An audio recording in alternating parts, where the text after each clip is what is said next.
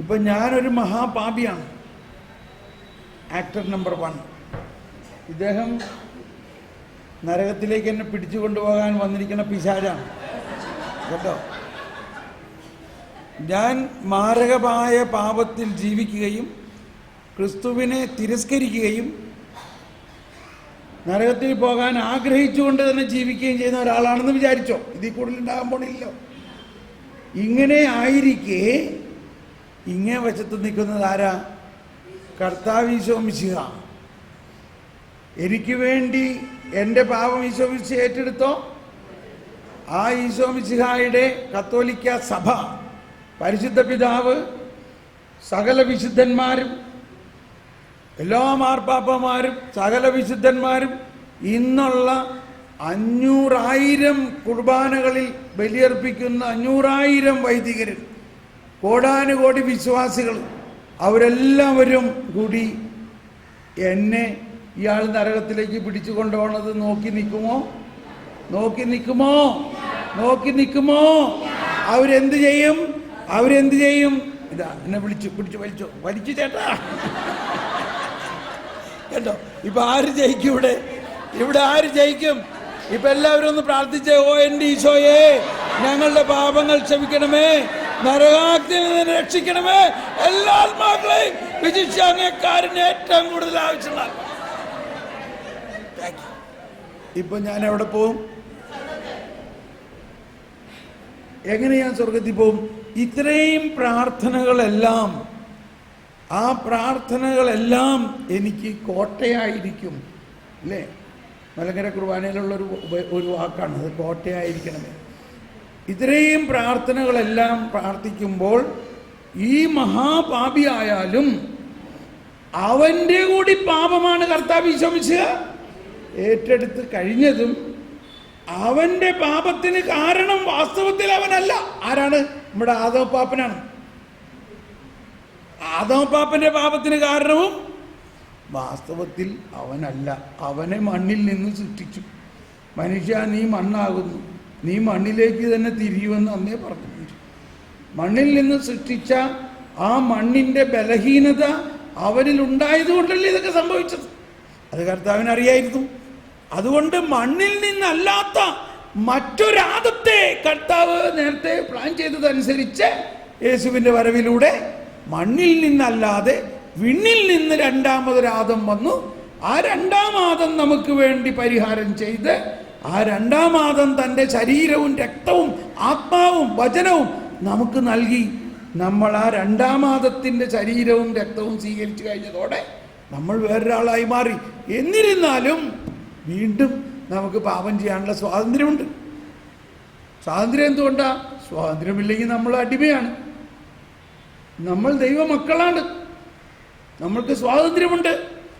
അങ്ങനെ ആ സ്വാതന്ത്ര്യത്തെ ദുരുപയോഗിക്കുകയാണെങ്കിൽ പോലും ദൈവത്തിൻ്റെ പരിശുദ്ധാത്മാവ് അന്ത്യനിമിഷത്തിലെങ്കിലും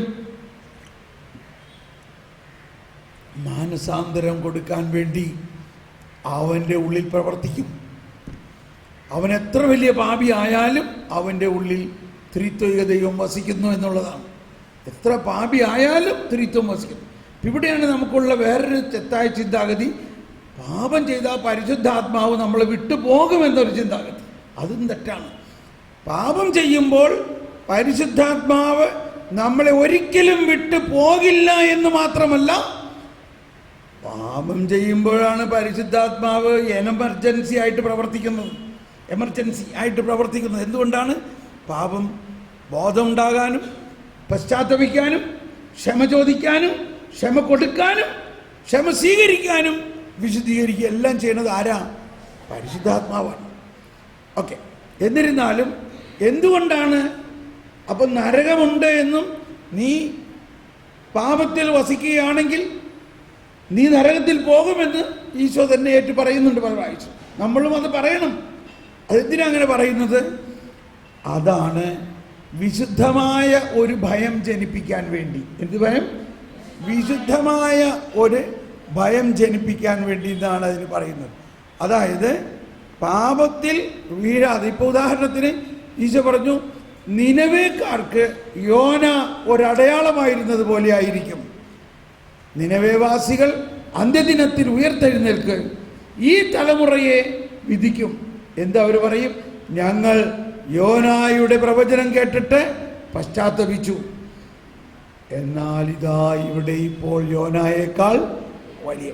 അപ്പോൾ യോനായോട് കർത്താവ് പറഞ്ഞു, നീ പ്രഘോഷിച്ചോളൂ. എന്ത് പ്രഘോഷിക്കണം? നിനവേവാസികളോട് പറയിൻ, അവരെയെല്ലാം ഞാൻ നശിപ്പിക്കാൻ പോവുകയാണ്. യോന പ്രഘോഷിച്ചു. ഇത് കേട്ട ഉടനെ നിനവേവാസികളെല്ലാം പശ്ചാത്തപിച്ച് ദൈവത്തേക്ക് തിരിഞ്ഞു, ചാരം പൂശി ചാക്കുടുത്ത് അനുതപിച്ചു. അപ്പോൾ കർത്താവിന് അവരോട് അനുകമ്പ തോന്നി, കരുണ തോന്നി. കർത്താവിനെ ഇനി അവരെ നശിപ്പിക്കാൻ പറ്റുമോ? കർത്താവ് അവരെ നശിപ്പിക്കില്ല, അവരെ നശിപ്പിച്ചില്ല. യോന നിനവേക്കാരോട് ചെയ്തതുപോലെയാണോ? യോനായേക്കാൾ വലിയവൻ ഇവിടെ എന്ന് പറഞ്ഞാൽ എന്താ അർത്ഥം? യോന നിനവേക്കാരുടെ പാപം ഏറ്റെടുക്കാൻ കുരിശിൽ മരിച്ചോ? ഇല്ല. എന്നാൽ കർത്താവ് വിശ്വസിച്ചായോ? നമ്മൾ ഓരോരുത്തരുടെയും ഈ ഫീഡ്ബാക്കില്ല, നമ്മൾ ഓരോരുത്തരുടെയും പാപം ഏറ്റെടുത്ത് കുരിശിൽ ജീവൻ അർപ്പിച്ചു. കുരിശിൽ ജീവൻ. കണ്ടോ, ഇത്ര നേരം എൻ്റെ തൊണ്ട പൊട്ടിക്കായിരുന്നു. എൻ്റെ കർത്താവേ, അത് നിനക്ക് തരുന്നു.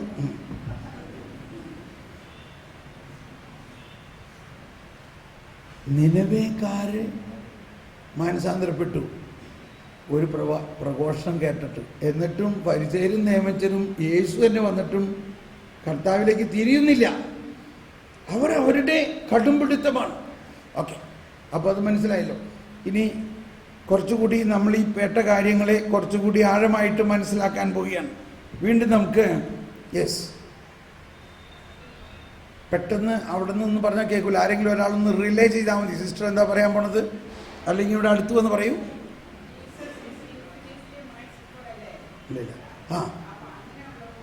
Jesus is fully merciful. അങ്ങനെയുള്ളപ്പോൾ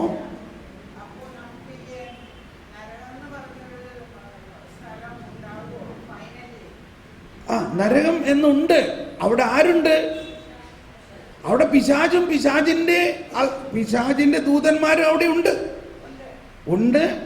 എന്ന് മാത്രമല്ല, നരകത്തിൽ പോകാൻ സാധ്യതകളുണ്ട് എന്ന് നമ്മൾ വിശ്വസിക്കണം. പക്ഷെ ആര് പോകും എന്ന് നമുക്ക് അറിഞ്ഞൂടാ. നിങ്ങളാരും പോവില്ല.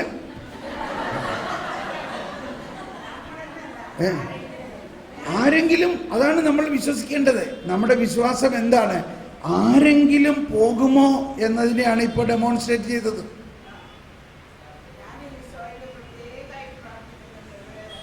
എല്ലാവരും പ്രാർത്ഥിച്ചാൽ മാത്രം പോരാ. നമ്മൾ ഇതാ പറഞ്ഞത്, ഞാൻ 33 വിശ്വാസ പ്രമാണം ചെല്ലുന്നത് കാര്യമില്ല. ഒറ്റ വിശ്വാസ പ്രമാണം വിശ്വാസത്തോടെ ചെല്ലിയാൽ മതി.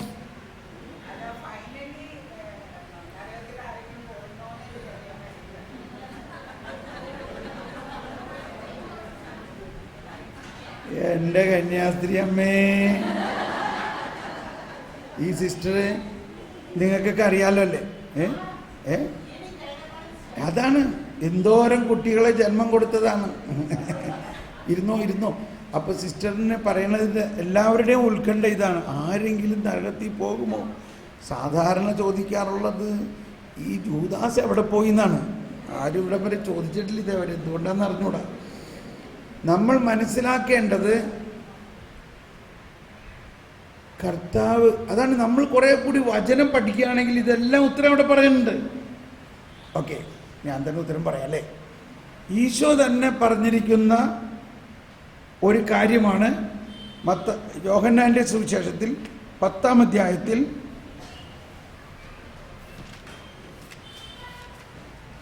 ഇപ്പം ഇത് പറയുമ്പോൾ വേറൊരു കൂട്ടർ ഉടനെ പറയും, അപ്പൊ ആരും നരകത്തിൽ പോകുന്നില്ലെന്നാണോ പറയണേ? ഓക്കെ, അപ്പോൾ അവരോട് ഞാനിങ്ങനെ ചോദിക്കാറ്. ഇപ്പോൾ ഉദാഹരണത്തിന് നമ്മൾ ചിലർക്ക് ഇങ്ങനെ തോന്നും, അപ്പോൾ ബ്രദർ ഈ പറയണ കണക്കിന് നോക്കുകയാണെങ്കിൽ ആരും നരകത്തിൽ പോകുന്നില്ലെന്നാണ് ഇല്ലേ? എങ്ങനെയാണ്? ബ്രദർ ഈ പറയുന്ന കണക്കിലാണെങ്കിൽ ആരും നരകത്തിൽ പോകും. ബ്രദർ പറയണ കണക്കല്ല ഇത് സുവിശേഷ വചനമാണ് കേട്ടത്. അപ്പം നമ്മുടെ ചോദ്യം എന്താണ്? അപ്പം ഞാൻ മറിച്ച് ചോദിക്കുന്ന ഇതാണ്, നിങ്ങൾ എന്താ ആഗ്രഹിക്കുന്നത്? നിങ്ങൾ എന്താ ആഗ്രഹിക്കണേ? കുറച്ച് പേര് നരകത്തിൽ പോകണമെന്ന് ആഗ്രഹിക്കുന്നുണ്ടോ? ഇല്ല.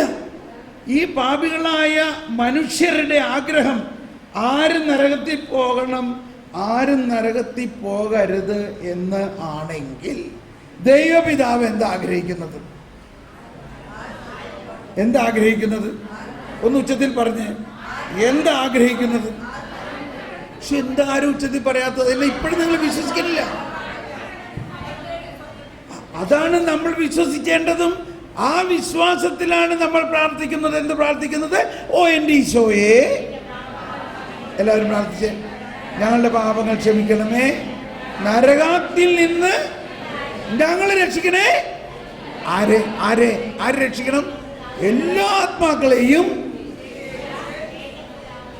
കൂട്ടി പ്രത്യേകിച്ച് അങ്ങയുടെ കാരുണ്യം ഏറ്റവും കൂടുതൽ ആവശ്യമുള്ള കർത്താവിനെ അറിയാതെയും മാരകപാപത്തിലും ജീവിച്ച് ഇരിക്കുന്ന ആളുകളെല്ലാം കർത്താവെ അവരെ സ്വർഗത്തിലേക്ക് ആനയിക്കും. അപ്പം നമ്മുടെ വിശ്വാസമാണ് നമ്മളിത് നീ ഇങ്ങനെയൊക്കെയാണ് ഈ നരകത്തിൽ പോകട്ടാന്ന് ഓരോ മിനിറ്റിലും നമ്മൾ പറഞ്ഞുകൊണ്ടിരിക്കുക. നമ്മളുടെ കാര്യത്തിലും വിചാരിക്കും അയ്യോ അങ്ങനെയൊക്കെ പോവാണെങ്കിൽ നരകത്തിൽ പോകട്ട. മക്കളുടെ കാര്യത്തിലും പറയും, അയൽവക്കാരുടെ കാര്യത്തിലും പറയും. അങ്ങനെ പറയുമ്പോൾ നമ്മുടെ വിശ്വാസ പ്രമാണത്തിന് ഓപ്പോസിറ്റായിട്ട് നമ്മൾ പറയാല്ലേ? വിശ്വാസ പ്രമാണം മുഴുവനിലും നമ്മൾ പറയുന്നത് കർത്താവ് നമ്മളെ എല്ലാവരെയും രക്ഷിക്കും എന്നതാണ്. ഓക്കെ, അപ്പോൾ യോഹന്നാന്റെ സുവിശേഷം 10-ാം അധ്യായത്തിൽ 27-28 വചനങ്ങളിൽ പറയുന്നത്, എൻ്റെ ആടുകൾ എൻ്റെ സ്വരം ശ്രവിക്കുന്നു, എനിക്ക് അവയെ അറിയാം, അവ എന്നെ അനുഗമിക്കുന്നു, ഞാൻ അവയ്ക്ക് നിത്യജീവൻ നൽകുന്നു. എല്ലാവരും ഒന്ന് ശബ്ദം ഉയർത്തി ഏറ്റു പറഞ്ഞ്, ഉച്ച സമയമാണ്, ഉറങ്ങാം, വേണമെങ്കിൽ ഉറങ്ങിക്കോ, സ്വർഗത്തിൽ പോകുന്നുള്ള ഷുവറാണ്, അതുകൊണ്ട് ഉറങ്ങി നേറ്റ് കുഴപ്പമൊന്നുമില്ല. കരം ഉയർത്തി ഉച്ചത്തിൽ പറഞ്ഞ്, എൻ്റെ ആടുകൾ എൻ്റെ സ്വരം ശ്രവിക്കും, എനിക്ക് അവയെ അറിയാം, അവ എന്നെ അനുഗമിക്കുന്നു, ഞാൻ അവയ്ക്ക് നിത്യജീവൻ നൽകുന്നു, അവ ഒരിക്കലും നശിച്ചു പോവുകയില്ല, അവയെ എന്റെ അടുക്കൽ നിന്ന് ആരും പിടിച്ചെടുക്കുകയില്ല, അവയെ എനിക്ക് നൽകിയ എന്റെ പിതാവ് എല്ലാവരെയും വലിയവനാണ്. പിതാവിന്റെ കയ്യിൽ നിന്നും അവയെ പിടിച്ചെടുക്കാൻ ആർക്കും സാധിക്കുകയില്ല. ഞാനും പിതാവും ഒന്നാണ്. Praise the Lord. നിങ്ങൾക്ക് വിശ്വസിക്കാൻ പറ്റുന്നുണ്ടോ? ഇപ്പോൾ ആരോ ചിന്തിക്കാൻ, ബ്രദർ ഇങ്ങനെയൊക്കെ പറയുന്നുണ്ട്, പക്ഷെ വലിയ വലിയ അച്ഛന്മാരും വലിയ വലിയ വചനപ്രഘോഷകരും ഒക്കെ ഇങ്ങനെയൊന്നും അല്ല പറയണേ. അപ്പം ഞങ്ങൾ ആര് പറയണത് വിശ്വസിക്കും? ഞങ്ങൾ ആര് പറയണത്? എന്താ പറഞ്ഞേ? അപ്പസ്തോലന്മാരെ. അപ്പം ഈ ആടുകൾ എന്ന് പറയുന്നത് അപ്പസ്തോലന്മാരാണോ? അതൊക്കെയാണ്. അത് അപ്പസ്തോലന്മാരെന്ന് പറഞ്ഞാൽ ആടുകൾ എന്ന് പറഞ്ഞാൽ ആരെയാ? കർത്താവ് ഈശോ എന്തിനു വേണ്ടിയാ വന്നിരിക്കുന്നത്? ലോകം മുഴുവന്റെയും പാപമാണോ ഈശോ ഏറ്റെടുത്തത്? അത് അപ്പസ്തോലന്മാരെ മാത്രം പാപമാണോ ഏറ്റെടുത്തത്?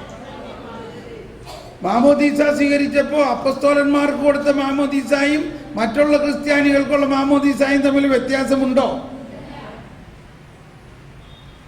അപ്പൊ നമ്മളാണ് ഇതിനെ ചുരുക്കുന്നത്.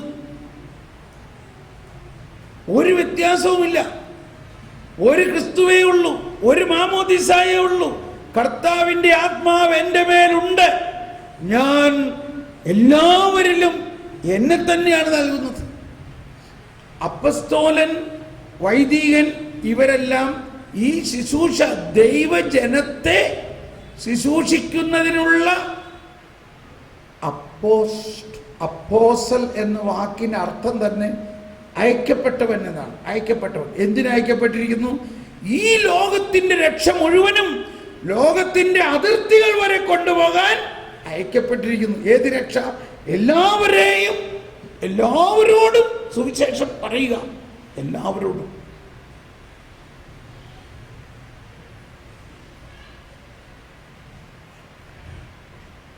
ഇങ്ങനെയുള്ള ചോദ്യങ്ങൾ ചോദിച്ചോട്ടോ, കുഴപ്പമില്ല. ഇനി ആർക്കെങ്കിലും എന്തെങ്കിലും ചോദിക്കാനുണ്ടോ? അപ്പോൾ എല്ലാവരെയും, അപ്പോൾ ഇവിടെ ഇതിന് എളുപ്പം മനസ്സിലാകാൻ വേറൊരു വിധത്തിൽ ചിന്തിക്കണം.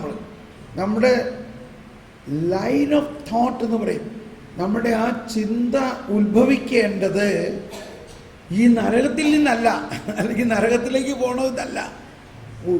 പറുദീസായിൽ ആര് പാപം ചെയ്തതിലൂടെയാണ് പാപം വന്നത്? ആദവും ഹവ്വയും. യേശു ക്രിസ്തു ആരുടെ പാപമാണ് ഏറ്റെടുത്തത്? ആദവും ഹവ്വയുടെയും പാപം. അതാണ് ലോകത്തിന്റെ പാപം എന്ന് പറയുന്നത്. ലോകത്തിന്റെ പാപം എന്ന് പറയുന്നത് ആദവും ഹവ്വയും ചെയ്ത പാപവും ആ പാപം മൂലം ലോകത്തിന് വന്ന പരിണത ഫലങ്ങളുമാണ് യേശു ഏറ്റെടുത്തത്. അപ്പൊ ആ പാപത്തിന്റെ ഇതാ ആ വചനം കൂടി വായിക്കാം നമുക്ക്. റോമാക്കാര് 3-ാമത്തെ അധ്യായം, നമുക്ക് 5-ാമത്തെ അധ്യായത്തിൽ 17-ാമത്തെ വചനം മുതൽ വായിക്കാം. 5-ാമത്തെ അധ്യായം, ഒരു മനുഷ്യന്റെ പാപത്താൽ, അല്ലെങ്കിൽ ഒരു 15 മുതൽ വായിക്കാം. 5-ാം അധ്യായം 15 മുതൽ വായിക്കാം. എന്നാൽ പാപം പോലെയല്ല കൃപാദാനം. ഒരു മനുഷ്യന്റെ പാപം മൂലം, സോറി 12 മുതൽ വായിക്കാം. ഞാൻ ഇന്നലെ പറഞ്ഞായിരുന്നു 3, 4, 5 വായിച്ചോളാൻ. ഒരു മനുഷ്യൻ മൂലം പാപവും പാപം മൂലം മരണവും ലോകത്തിൽ പ്രവേശിച്ചു. എല്ലാവരും ഒന്ന് ഉച്ചത്തിൽ പറഞ്ഞ് വായിക്കുകയാണെങ്കിൽ ഉറക്കാതിരിക്കാൻ പറ്റും. ഒരു മനുഷ്യൻ മൂലം പാപവും പാപം മൂലം മരണവും ലോകത്തിൽ പ്രവേശിച്ചു. അപ്രകാരം എല്ലാവരും പാപം ചെയ്തതുകൊണ്ട് മരണം എല്ലാവരിലും വ്യാപിച്ചു. നിയമം നൽകപ്പെടുന്നതിന് മുമ്പ് തന്നെ പാപം ലോകത്തിൽ ഉണ്ടായിരുന്നു. എന്നാൽ നിയമമില്ലാത്തപ്പോൾ പാപം കണക്കിലെടുക്കപ്പെടുന്നില്ല. ആദത്തിന്റെ പാപത്തിന് സദൃശമായ പാപം ചെയ്യാതിരുന്നവരുടെ മേൽ പോലും ആദത്തിന്റെ കാലം മുതൽ മോശയുടെ കാലം വരെ മരണം ആധിപത്യം പുലർത്തി. ആദം വരാനിരുന്നവന്റെ പ്രതിരൂപമാണ്. എന്നാൽ പാപം പോലെയല്ല കൃപാദാനം. ഒരു മനുഷ്യന്റെ പാപം മൂലം വളരെ പേർ മരിച്ചുവെങ്കിൽ ദൈവകൃപയും യേശുക്രിസ്തു എന്ന ഒരു മനുഷ്യന്റെ കൃപാദാനവും അനേകർക്ക് എത്രയധികം സമൃദ്ധമായി ലഭിച്ചിരിക്കുന്നു. ഒരുവന്റെ പാപത്തിൽ നിന്നുളവായ ഫലം പോലെയല്ല ഈ ദാനം. ഒരു പാപത്തിന്റെ ഫലമായുണ്ടായ വിധി ശിക്ഷയ്ക്ക് കാരണമായി. അനേകം പാപങ്ങൾക്ക് ശേഷം ആഗതമായ കൃപാദാനമാകട്ടെ നീതീകരണത്തിന് കാരണമായി. ഒരു മനുഷ്യന്റെ പാപത്താൽ ആ മനുഷ്യൻ മൂലം മരണവും മരണം ആധിപത്യം നടത്തിയെങ്കിൽ കൃപയുടെയും നീതിയുടെയും സമൃദ്ധി സ്വീകരിക്കുന്നവർ യേശുക്രിസ്തു എന്ന ഒരു മനുഷ്യൻ മൂലം എത്രയോ അധികമായി ജീവനിൽ വാഴുന്നു. വേണ്ടോ അതിന്റെ ഇംഗ്ലീഷ് ടെക്സ്റ്റ്?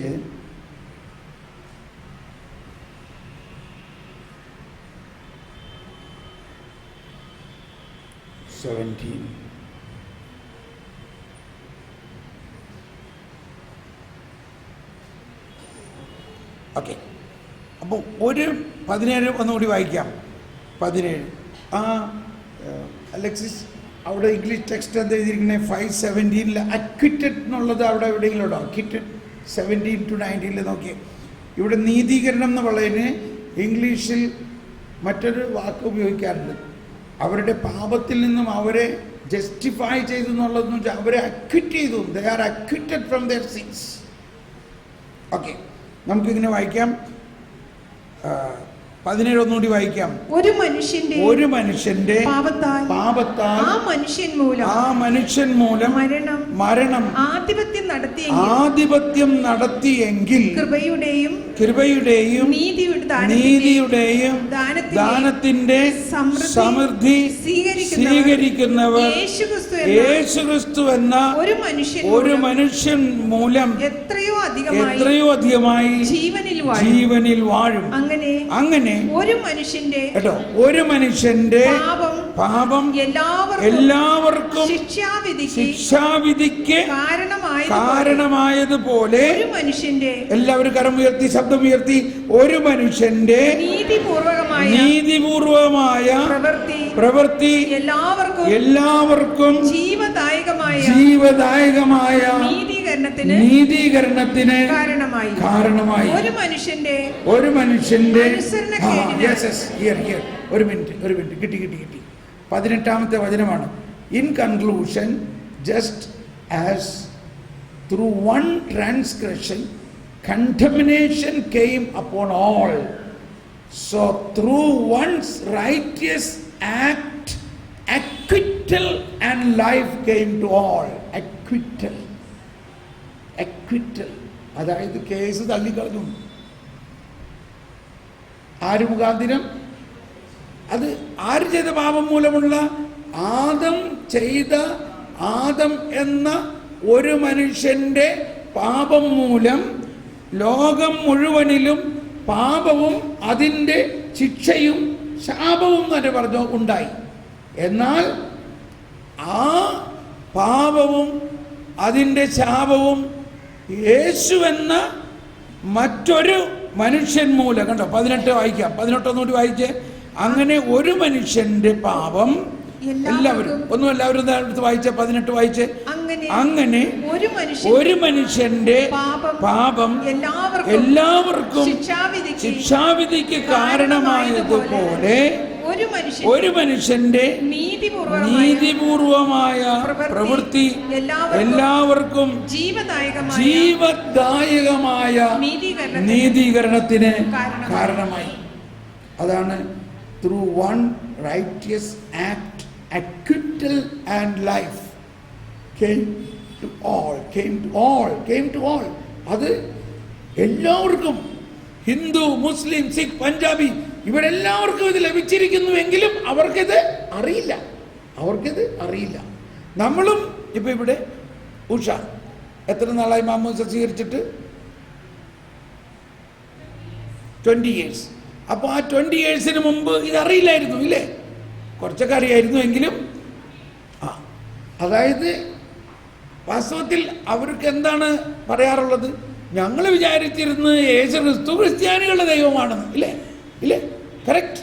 പക്ഷെ പിന്നീട് മനസ്സിലായത് യേശുക്രിസ്തു ക്രിസ്ത്യാനികളുടെ ഒരു പ്രൈവറ്റ് പ്രോപ്പർട്ടി അല്ല. യേശുക്രിസ്തു ഞങ്ങളുടെയും പാപത്തിന് വേണ്ടിയാണ് പരിഹാരം ചെയ്തതെന്ന് ഞങ്ങൾക്ക് മനസ്സിലായി. Praise the Lord. അതാണ് സദ്വാർത്ത. അതാണ് പ്രഘോഷിക്കാൻ ഓരോ വിശ്വാസിയും കടപ്പെട്ടിരിക്കുന്നതും. അതാണ് നമ്മൾ ചെയ്യാത്തതും. നമ്മൾ പ്രൈവറ്റ്, നമ്മൾ ക്രിസ്ത്യാനിയാണ്, നമ്മൾ കർത്താവ് നമ്മുടെ കൂടെയാണ്, മറ്റവരൊക്കെ ആകെ പോക്കാം. അപ്പൊ അവിടെ തന്നെ നമ്മൾ സുവിശേഷത്തിന്റെ മർമ്മം മനസ്സിലാക്കുന്നില്ല. ഞാൻ ഉത്തരേന്ത്യയിലെല്ലാം പറഞ്ഞിരുന്ന ഒരേ സുവിശേഷം, കർത്താവ് ഈശോ മിശിഹ ജീസസ് ക്രൈസ്റ്റ് പ്രഭു ഈസാ മസീഹ് ईसाइयों का कोई निजी संपत्ति नहीं है. ഈസാ മസീഹ് ക്രിസ്ത്യാനികളുടെ പ്രൈവറ്റ് പ്രോപ്പർട്ടി അല്ല. ഈശോ മിശിഹ വന്ന സമയത്ത് ഒറ്റ ക്രിസ്ത്യാനി ഉണ്ടായിരുന്നോ? ഒറ്റ ക്രിസ്ത്യാനി ഉണ്ടായിരുന്നില്ല. ഈശോ മിശിഹ മരിച്ച സമയത്ത് ക്രിസ്ത്യാനി ഉണ്ടായിരുന്നോ? ഉണ്ടായില്ല. ഓക്കെ, അപ്പോൾ ഈ 5-ാം അധ്യായം മനസ്സിലായോ? ക്ലിയർ ആയോ? ഇപ്പോഴും നമുക്ക് സംശയമായിരിക്കും. കാരണം നമ്മുടെ ഉള്ളിൽ കിടക്കുന്നത്, കുറേ വർഷമായിട്ട് കിടക്കുന്നത്, നിന്റെ പാപത്തിന് നീ പരിഹാരം ചെയ്യണം, നീ നന്നാവണം, നീ അങ്ങനെ ചെയ്യണം, നീ ഇങ്ങനെ ചെയ്യണം, ഇങ്ങനെ ചെയ്താലേ നീ സ്വർഗത്തിൽ പോകുള്ളൂ എന്ന ഒരു ചിന്താഗതി ആണെങ്കിൽ അതല്ല ക്രിസ്തീയ വിശ്വാസം എന്നതാണ്. വീണ്ടും ഞാൻ എനിക്കിപ്പോൾ ഭയങ്കര സന്തോഷം. എന്താ, ഞാൻ ഇത്രയും നാൾ പറഞ്ഞുകൊണ്ടിരിക്കുന്ന സാധനം ഇപ്പൊ പോപ്പ് തന്നെ പറയണോ? ഇതിൽ കൂടുതൽ എന്താ വേണ്ടേ? ഞാൻ വീണ്ടും അത് വായിക്കാൻ വേണ്ടിയാണ് ഇത് കൊണ്ടു നടക്കണേ. അതും അധികം ദിവസമായിട്ടില്ല, വെറും 3 ദിവസമായിട്ടുള്ളൂ, അല്ലെങ്കിൽ 4 ദിവസമായിട്ടുള്ളൂ. 7-ാം തീയതിയാണ് പോപ്പ് ഇത് പറഞ്ഞത്. എന്താ പറഞ്ഞത്? ഒന്നുകൂടി ഞാൻ വായിക്കാൻ കേട്ടോ. ആ ഭാഗം പോപ്പ് പറഞ്ഞത് കേട്ടോ.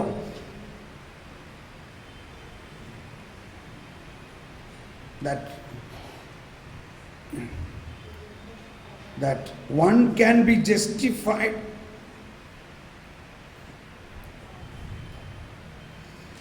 this attachment to the law ignores the Holy Spirit. It does not grant that the redemption of Christ goes forward with the Holy Spirit.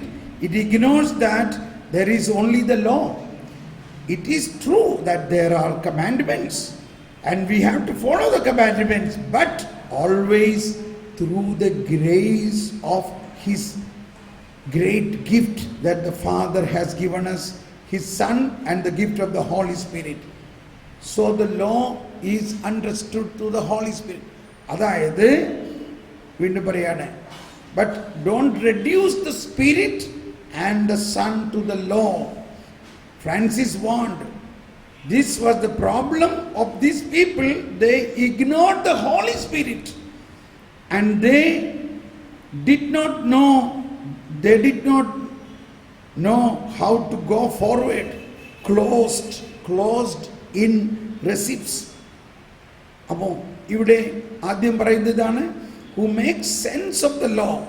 Those who specified, St. Paul rebuked the Galatians. The Pope pointed out. അപ്പോൾ അതാണ് പൗലോസ് പറയുന്നത്, വിഡ്ഢിയായ ഗലാത്യക്കാരെ, നിങ്ങൾ എന്തുകൊണ്ടാണ് നിയമത്തിൻ്റെ അനുഷ്ഠാനത്തെ മുറുകെ പിടിക്കുന്നത്? ക്രിസ്തുവിനെ വിട്ടുകളഞ്ഞത് എന്താണ്? അപ്പോൾ നിയമത്തെയും അതിൻ്റെ അനുഷ്ഠാനത്തെയും മാത്രം മുറുകെ പിടിക്കുമ്പോൾ അവർക്ക് എന്ത് സംഭവിക്കുന്നു? അവർ ക്രിസ്തുവിനെ വിട്ടുകളയും. നമുക്ക് ആ ഗലാത്യ ലേഖനത്തിലേക്ക് ഒന്ന് പോകാം, 3-ാം അധ്യായം. ഇത് നിങ്ങൾക്ക് കുറേ കൺഫ്യൂഷൻ ഉണ്ടാക്കും. അതേസമയം ഈ സത്യം നമ്മൾ മനസ്സിലായാൽ മാത്രമേ നിങ്ങളെ സുവിശേഷത്തിന് പ്രഘോഷിക്കാൻ തന്നെ ഉപയോഗിക്കാൻ പറ്റുള്ളൂ. ഈ അർത്ഥത്തിലാണ് ഈശോ പറഞ്ഞത്, ഫരിസേയരെ കുറിച്ചാണ് ഈശോ പറഞ്ഞത്, അവർ അന്ധന്മാരാണ്. അന്ധരെ വഴി നടത്തിയാൽ ഇരുവരും കുഴിയിൽ വീഴുമെന്ന് പറയുന്നത്, ഈ സുവിശേഷത്തിൻ്റെ രഹസ്യം മനസ്സിലാകാത്ത ആത്മീയ അന്ധത ഉള്ള ഒരാളെ സുവിശേഷം പ്രഘോഷിക്കാൻ കർത്താവ് ഉപയോഗിക്കില്ല. ഈ ആത്മീയ അന്ധത മാറിക്കഴിഞ്ഞാൽ, ഈ സുവിശേഷത്തിൻ്റെ മർമ്മം മനസ്സിലായി കഴിഞ്ഞാൽ, പിന്നെ നിങ്ങൾക്ക് ഒരു ദിവസം പോലും വിശ്രമവും കിട്ടില്ല. അതുപോലെ നിങ്ങൾ ഉപയോഗിക്കും. ഏതുപോലെ? തോമസ് പോളിനെ പോലെ.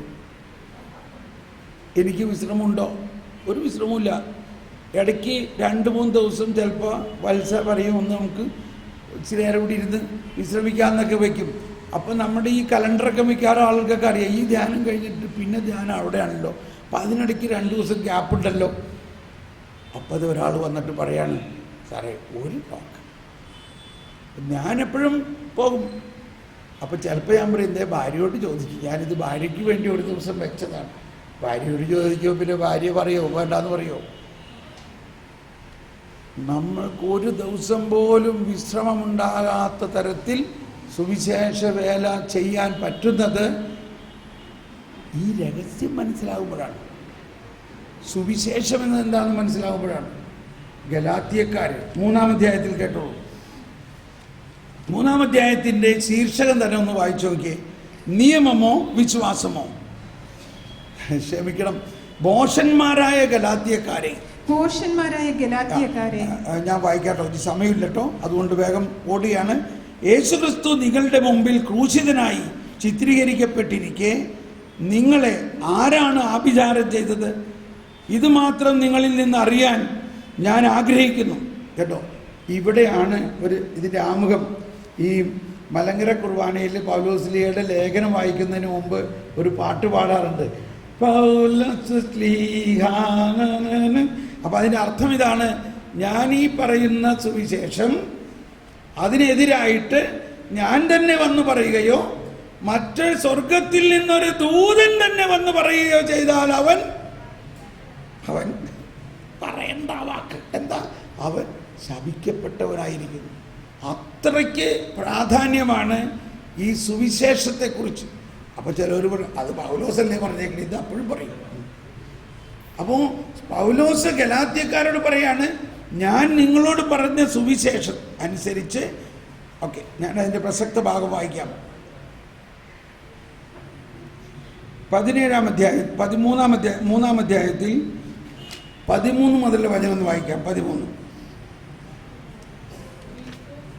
ക്രിസ്തു നമ്മെ പ്രതി ശപിക്കപ്പെട്ടവനായി തീർന്നുകൊണ്ട് നിയമത്തിൻ്റെ ശാപത്തിൽ നിന്ന് നമ്മെ രക്ഷിച്ചു.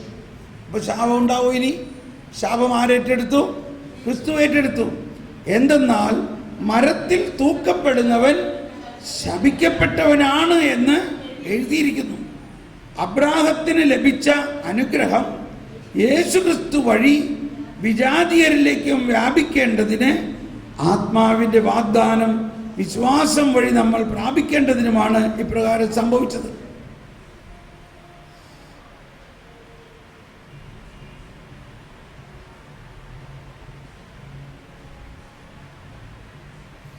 ശ്രദ്ധിക്കണം കേട്ടോ. ഇനി വായിക്കാൻ പോണത് ഉച്ചയൂണ് കഴിഞ്ഞ് ഉറങ്ങിയിരിക്കുന്ന നേരത്തെ എങ്ങനെ മനസ്സിലാവും ദൈവമേ ഇത്?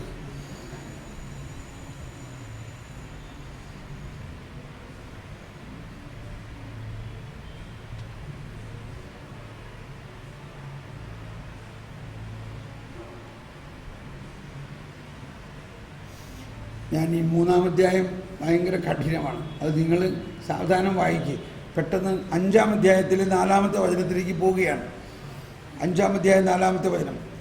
നിയമത്തിലാണ് നിങ്ങൾ നീതീകരിക്കപ്പെടുന്നത് എന്ന് കരുതുന്നെങ്കിൽ ക്രിസ്തുവിനോടുള്ള നിങ്ങളുടെ ബന്ധം വിച്ഛേദിക്കപ്പെട്ടിരിക്കുന്നു. അതാണ് പോപ്പെടുത്ത് പറഞ്ഞത്. നിയമത്തിലൂടെ നമ്മൾ നിയമം കൃത്യമായിട്ട് പാലിച്ചാൽ നിങ്ങൾ നീതീകരിക്കപ്പെടും എന്ന് നിങ്ങൾ വിശ്വസിക്കുകയാണെങ്കിൽ, അതാണ് ഫരിസേയർ വിശ്വസിച്ചിരുന്നത്. നമ്മൾ ആരാണ്? ഫരിസേയരാണോ ക്രിസ്ത്യാനികളാണോ? അപ്പൊ ക്രിസ്ത്യാനിയാണെങ്കിൽ നമ്മൾ എന്ത് വിശ്വസിക്കണം? ക്രിസ്തു പാദത്തിൻ പിഴ കാരണമായി മർത്യനു വന്ന കടം വീട്ടാൻ ക്രിസ്തു നമുക്കായി തൻ രക്തം ചിന്തിയൊഴിച്ച ശിക്ഷകളും. പക്ഷേ ആ കൽപ്പനകൾ വന്നത് എന്തിനാണ്? പാപം എന്താണെന്ന് അറിയാൻ വേണ്ടി മാത്രമാണ്. അപ്പൊ ഇവിടെ പറയുകയാണ്, ശ്രദ്ധിക്കണം കേട്ടോ. ഇനി അടുത്തത് വളരെ പ്രോത്സാഹനമായ ഒരു കാര്യമാണ്. കൃപ നിയമത്താലാണ് നിങ്ങൾ നീതീകരിക്കപ്പെട്ടതെന്ന് കരുതുന്നെങ്കിൽ ക്രിസ്തുവിനോടുള്ള നിങ്ങളുടെ ബന്ധം വിച്ഛേദിച്ചിരിക്കുന്നു. കൃപാവരത്തിൽ നിന്ന് നിങ്ങൾ വീണുപോവുകയും ചെയ്തിരിക്കുന്നു. ഇതാണ് നമ്മുടെ പ്രശ്നം. നമ്മൾ മാമോദീസ സ്വീകരിച്ചു, സ്ഥൈര്യലേപനം സ്വീകരിച്ചു, വിശുദ്ധ കുർബാനയെ സ്വീകരിച്ചു, എങ്കിലും നമ്മൾ മുറുകെ പിടിക്കുന്നത് ആരെയാണ്? മോശയിലെ പ്രമാണങ്ങളെ ആണെങ്കിൽ നമ്മൾ കൃപാവരത്തിൽ നിന്നും കൃപാവരത്തിനെ നമ്മൾ വിട്ടുകളയണം. നമ്മൾ യേശുവിനെ വിട്ടുകളയണം.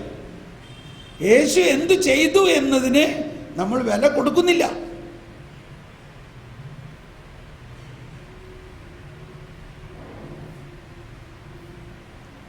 ശ്രദ്ധിക്കണം. കൃപാവരത്തിൽ നിന്ന് നിങ്ങൾ വീണുപോവുകയും ചെയ്തിരിക്കുന്നു.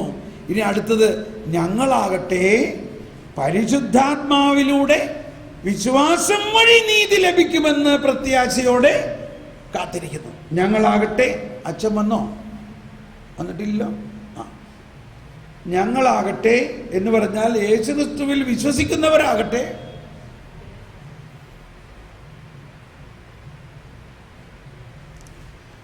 യേശുക്രിസ്തുവിൽ വിശ്വസിക്കുന്നവരാകട്ടെ. എന്താ വിശ്വസിക്കുന്നത്?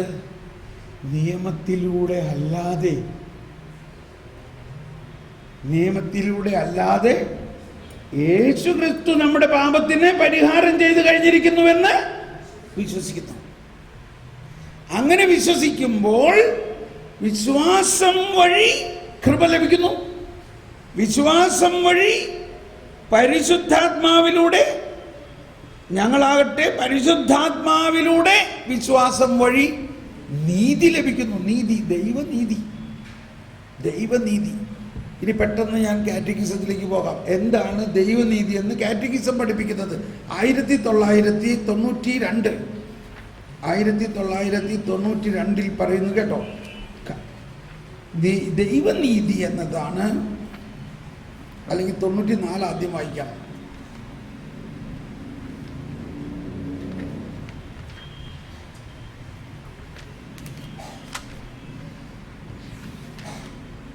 യേശുക്രിസ്തുവിലൂടെ പ്രകടമാക്കപ്പെട്ടതും പരിശുദ്ധാത്മാവിലൂടെ നൽകപ്പെട്ടതുമായ ദൈവസ്നേഹത്തിൻ്റെ ഏറ്റവും ശ്രേഷ്ഠമായ പ്രവൃത്തിയാണ് നീതീകരണം. Praise the Lord. ഒന്ന് ആലോചിച്ച് നോക്കി. ഇതൊക്കെ ഞാൻ വായിച്ചപ്പോൾ ഞാനങ്ങ് അത്ഭുതപ്പെട്ടു. എൻ്റെ ദൈവമേ, ഞാൻ എന്തോ ഒരു അജ്ഞനാണ്. ഈ 10-60 വയസ്സായപ്പോഴല്ലേ എനിക്കിത് മനസ്സിലായുള്ളൂ.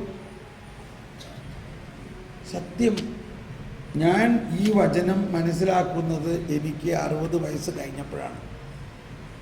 അതായത് ഏതാണ്ട് 20 വർഷത്തോളം സുവിശേഷ വേല കഴിഞ്ഞപ്പോഴാണ്.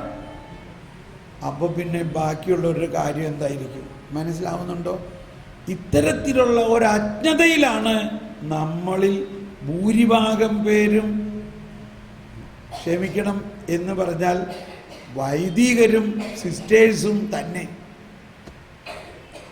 ഇപ്പോൾ നമ്മൾ അവരെ കുറ്റം പറയാൻ വേണ്ടിയല്ല പറയുന്നത്, ഇതാണ് നമ്മുടെ അവസ്ഥ.